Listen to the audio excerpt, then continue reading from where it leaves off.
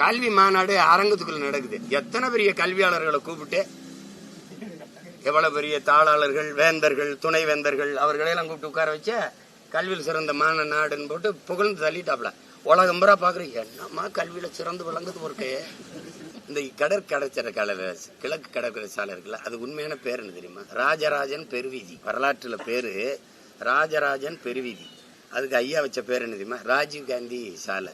அது கிழக்கு கடற்கரை சாலைன்னே வச்சிருந்துருக்கலாம்.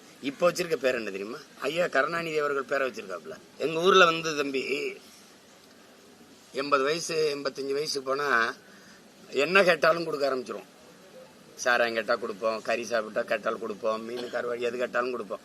ஏன்னா எங்க அப்பா தாத்தா எல்லாம் சொல்லுவோம், பெரியவங்களாம் விடுப்பான்னு ஒரு 4-5 சந்தைக்கு இருப்பாப்ல.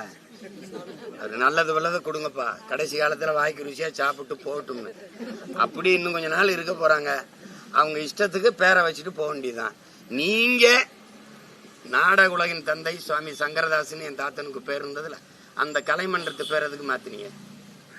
எல்லா சிலையும் தெருவில் இருக்கு, எங்க தமிழ் தாய் சிலையை எதுக்கு இடிச்ச? அப்ப சேட்டை தானே.